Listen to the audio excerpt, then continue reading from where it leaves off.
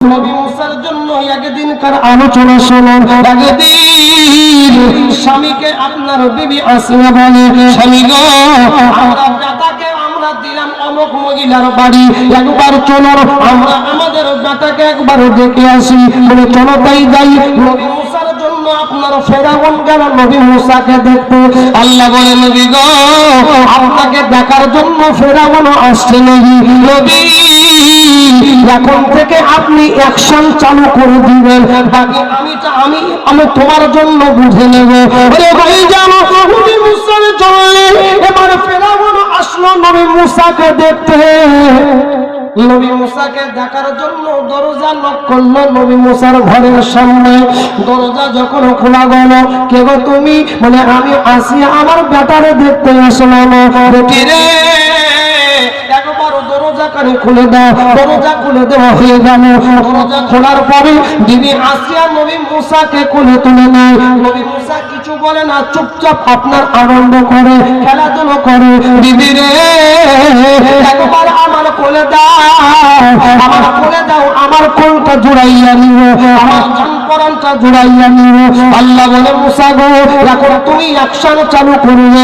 মালিক আল্লাহ কিভাবে কি করবো? নবী মুসাকে যখন ফেরাউন কোলে তুলে নিল, বাবা হাত দিয়ে বাড়ি ধরে একেবারে কুইন্টালের চড় মারিল। কাকে গো? ফেরাউনকে। চোর খেয়ে এবার জমিনে পড়ে গিয়েছে। কে? ফেরাউন। তাড়াহুড়ো করে উঠে ফেরাউন তখন দিদি আসে বলছে, এই ওই তোকে ঘাটের ধারে বলেছিলাম এই হলো আমার দুশমন, তুই বিশ্বাস করিস না আমার কথা। এমন কথা কেন বুঝেন না? বুঝে আজকে গিয়ে আমাকে যা চড় মারল, তো আমার দুশ্মন ছাড়া কি হতে পারে? দেবী আসিয়া বুঝে, গো বাচ্চা ছেলে কেউ যদি কোলে তুলে নেয়, পেশাব করে দেবে, পায়খানা করে দেবে, ঘুষি মারবে, লাথি মারবে, তো একটা নয় চড়ই মারবে। তো তাই বলে আপনি এই বাচ্চা ছেলেটিকে মেরে ফেলবেন? ফেরাউন বলছে, হলো চড় বাচ্চা বলছো বটে, কিন্তু চড়ের এত ওজন কি করে হইল?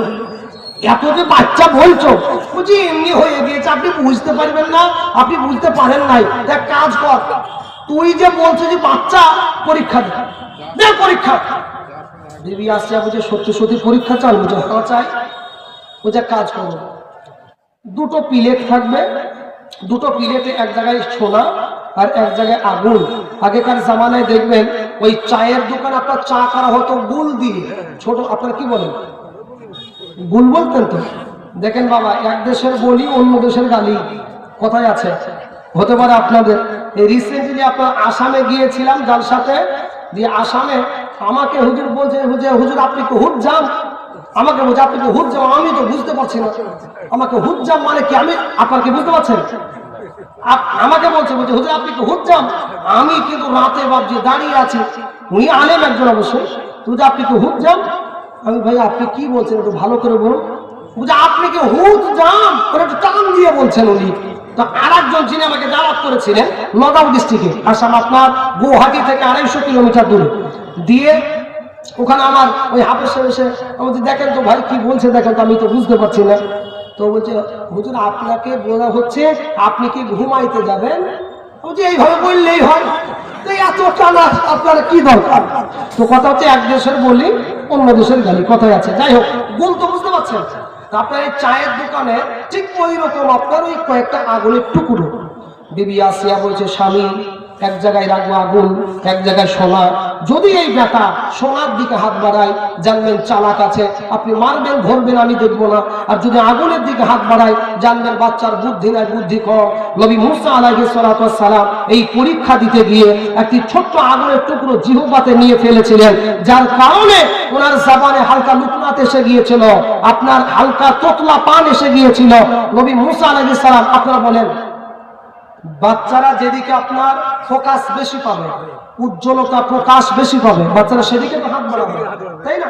সোনা ঝকঝক করছে, ওদিকে আপনার আগুনের আপনার টুকরো কিছু রাখা আছে। আল্লাহ পাক বাঁচিয়েছেন কার দ্বারা? নবী মুসা আলাইহিস সালামের জন্য। আসুন দেখো, নবী মুসা আলাইহিস সালামের জন্য বিবি আসিয়ার ঈমানের পরীক্ষাটা কত ভয়ঙ্কর মর্মান্তিক ঘটনা। কাজে শুনুন, আপনাদের বলি, বলুন রসুলকে মুহাব্বত করলে, রাসূলের সুন্নাত মানলে, নবীর সুন্নাত মানলে ইজ্জত কমবে না বাড়বে? ইজ্জত কমবে না বাড়বে? আল্লাহকে বলি জান্নাত যতদিন বেঁচে আছি বেঁচে থাকবো তোমার রাসূলের বিরোধিতা করব না, তোমার রাসূলকে মুহাব্বত করব, তোমার রাসূলের সুন্নাত নিয়ে চলবো। জোরে বলুন ইনশাআল্লাহ, জোরে বলুন ইনশাআল্লাহ। তাহলে এই দাড়ি রাখা কি?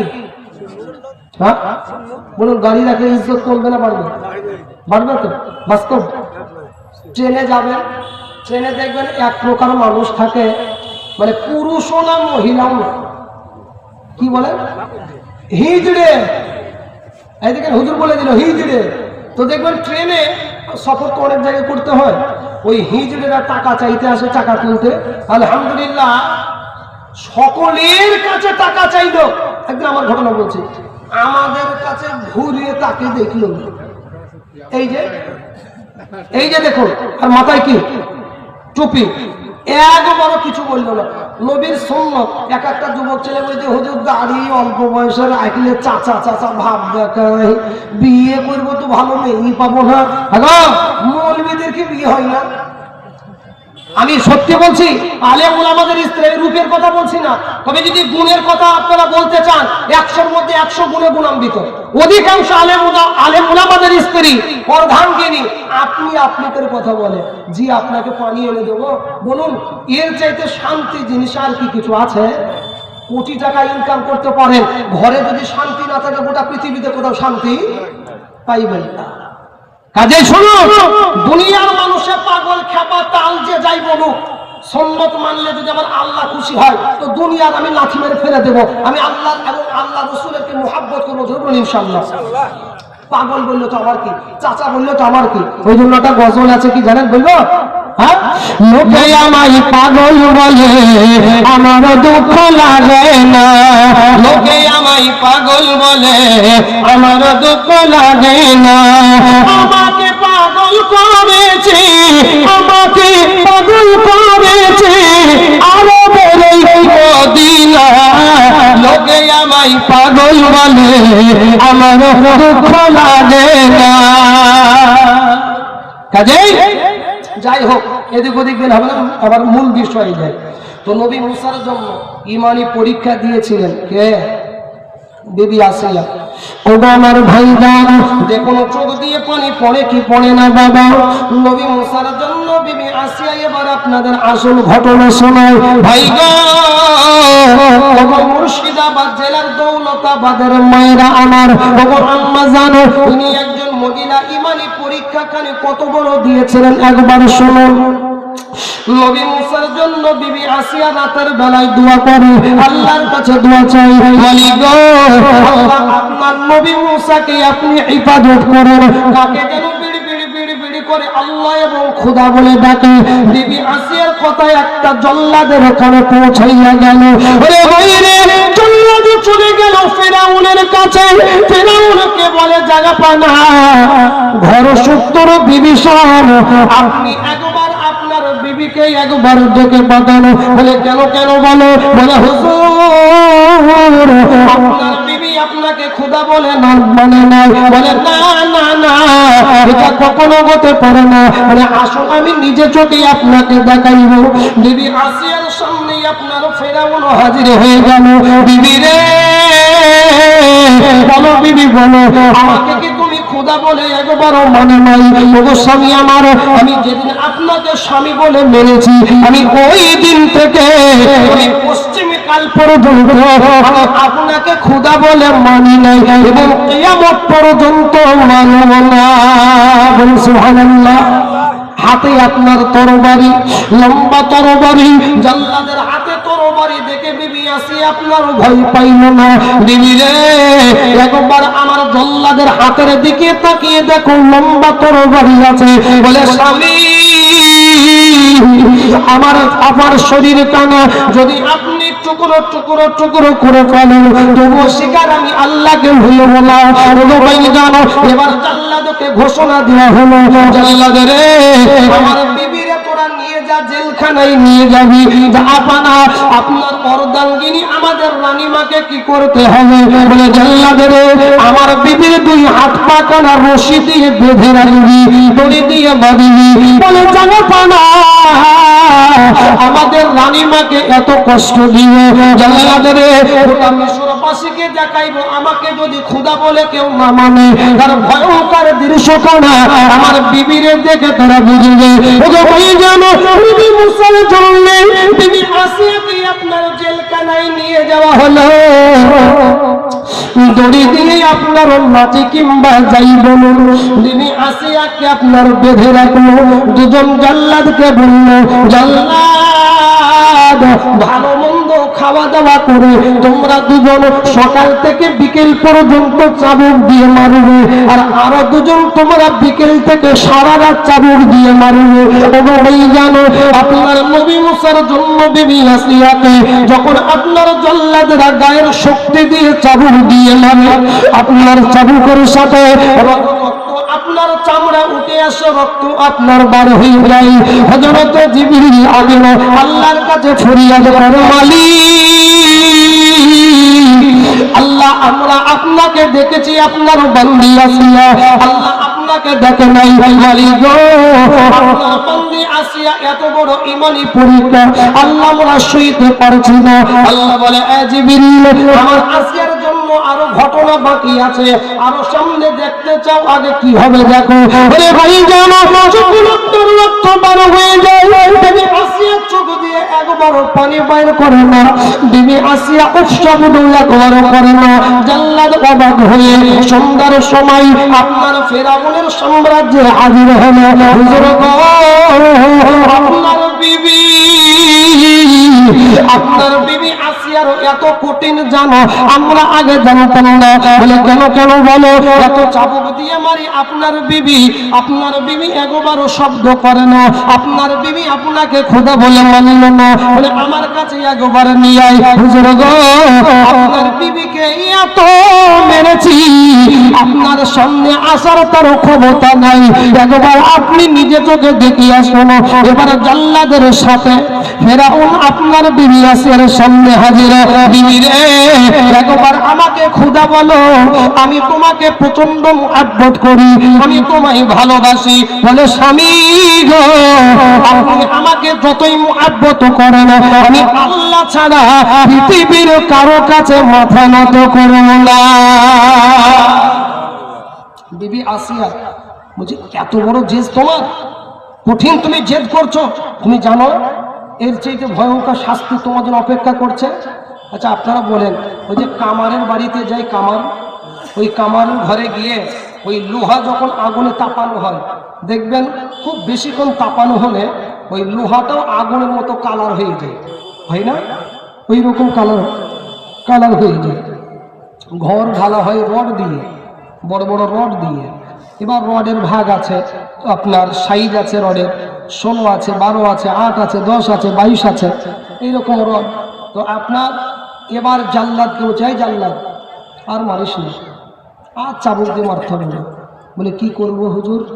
এক কাজ কর, কয়েকটা লম্বা লম্বা রড আগুনে তাপাবে। বলে কি করব? বলে আগুনে তাপিয়ে রডগুলো এইরকম দাঁড় করিয়ে রাখবি। ওগো আমার ভাই জানো আসমান কান্দে জমিন কান্দে, এমন মর্মান্তিক ঘটনা ইসলামের মধ্যে খুব কম পাওয়া যায়। দরদি বন্দে আসিয়ার এত বড় ইমানি পরীক্ষা বাবা, ইনি একজন মহিলা, ইনার ইমানি পরীক্ষা দেখুন কতটা ত্যাগ এবং তিতিক্ষা আল্লাহ এবং নবীর জন্য। বিবি আসিয়ার জন্য জাল্লাদকে বলল, জাল্লাদ রে আমার বিবি আসিয়ার শরীর থেকে পোশাকগুলো আলাদা কর, একেবারে বিলকুল উলঙ্গ করে দে। এবার বিবি আসিয়া এবার চোখ দিয়ে জড়ো জড়ো জড়ো জড়ো করে পানি ফেলে। মালিক আল্লাহ এত চাবুক দিয়ে মারো খেয়েছি তবু শিকার চোখ দিয়ে পানি বাহির করি নাই। আল্লাহ গো ইজ্জতের মালিক আল্লাহ আপনার হাতে, আল্লাহ আপনি আমার ইজ্জতের হেফাজত করিবেন। আল্লাহ বলে বান্দি রে আজকে উল্টা দোয়া করো না। আজকে তোমার দোয়া আমার দরবারে কবুল হবে বটে, কিন্তু অন্য দিক দিয়ে কবুল হবে। আসিয়া রে, তোর জানের বিনিময়ে আমার নবী মুসাকে আমি হায়াত দিব। ওরে ভাই জানো, নবী মুসার জন্য বিবি আসিয়ার শরীর থেকে পোশাক খোলা হয়ে গেল। বিবি আসিয়া একেবারে উলঙ্গ অবস্থায় বাবা, আসমান কান্দে, জমিন কান্দে, আসমান আপনার থর থর থর থর করে কেঁপে উঠল। বন্দি আসিয়ার জন্য বিবি আসিয়ার শরীর একেবারে উলঙ্গ হয়ে গেল। দুজন জাল্লাদে, একজন পা ধরে, একজন আপনার হাত পা ধরে, আর রডগুলো তাপানো, দূর থেকে মনে হয় প্রজ্বলিত আগুন জ্বলছে। ভাইজান, উলঙ্গ দেবকানা বিবি আসিয়ার শূন্য করে তুলে নিয়ে গেল। বিবি আসিয়াকে একেবারে রডের উপর শোয়াইয়া দিল। ওরে ভাইজান, পিছনে দিক থেকে রডগুলো প্রবেশ করে, সামনে আপনার পেট, আপনার বুক চিরে বার হয়ে যায়। বন্দীরে, আল্লাহকে এত মুহাব্বত করো, রাসূলকে মুহাব্বত করো। আল্লাহ তাআলার কাছে জিবরিল বলে, মালিক, আপনার বান্দি আপনার দেখে নাই, আমরা আপনারে দেখেছি। আপনার বান্দি আসি আপনারে দেখে নাই। মানে কত বড় পরীক্ষা, একবারে দেখুন। আল্লাহ বলে, জিবরিল এবার আমার আসিয়ার কাছে যাও। হযরত বিবি আসিয়া রাদিয়াল্লাহু আনহার শরীর কানা একেবারে ঝরঝরা হয়ে গিয়েছে, পেট ফুটো হয়ে গিয়েছে বাবা। পেট আপনার বুকে একেবারে সব জায়গায় ছিদ্র হয়ে গিয়েছে, একেবারে তলাই চলে গেল, রডগুলো সামনের দিকে বার হয়ে আসে। ওরে ভাই জানো, বন্দি আসিয়ার জন্য এবার আল্লাহ এলান পাঠাইলো, জিবরিল আমার আসিয়ার কাছে এবার চলে যাবি। আল্লাহ গো, এত খরচ আমরা গেলাম না, এবার কি কারণে যাব একবার বলো না। আল্লাহ বলে, জিবরিল আমার আসিয়ার চোখ দুটো এখনো বন্ধ হয় নাই। আমার আসিয়ার চোখ দুটো বন্ধ হবার আগে আমার আসমানের 8টা জান্নাতের দরজা খুলে দে। যারা বলুন সুবহানাল্লাহ, বলুন নারে তাকবীর। আসিয়া যখন আপনার জমকানা বার হয়ে যায়, আসিয়া রে, চোখগুলো যখন আপনার বন্ধ হতে আসে, আল্লাহ বলে, আসিয়া গো, বলো বলো কোন জান্নাত দিয়ে যাইতে চাও একবার বলো। আল্লাহ বলে, মালিক। আসিয়া বলো, ও মালিক, আমার জান্নাত দরকার নাই, আপনি খুশি হয়ে যে জান্নাত কানা দিবেন, আপনি সেই জান্নাত আমাকে দিবেন। কিন্তু মালিক গো, আমার আপনার নবী মুসা, আপনার নবী মুসাকে হেফাজত করিবেন। বলে, বলবি তোর জানের বিনিময়ে নবী মুসাকে আমি আল্লাহ দায়িত্ব নিলাম। ওগো ভাইজান, বন্দি আসিয়া জানতে চলে গেল, তবুও শিকার আল্লাহর কাছে মাথা নত করে নাই। এই দৌলতাবাদ আমি আপনাদের কাছে জোড়ে হাত করে বলবো, মালিক, আল্লাহ কবে কোন দিন কবরে ডাক দেবে আমরা জানি না। তাই আল্লাহর কাছে বলি, আল্লাহ যতদিন বেঁচে আছি, বেঁচে থাকবো, আমি ইনশাআল্লাহ একটা হাতটা উঁচু করে বলবে, আল্লাহ গো, যতদিন বেঁচে আছি, বেঁচে থাকবো, আসিয়ার মতো জান্নাত দেওয়ার দরকার যাই। আল্লাহকে বলবো, আল্লাহ গো, আপনাকে এবং আপনার রাসূলকে আমরা যতদিন বেঁচে আছি, বেঁচে থাকবো, আমরা সকলেই ভালোবাসবো। জোরে বলুন ইনশাআল্লাহ।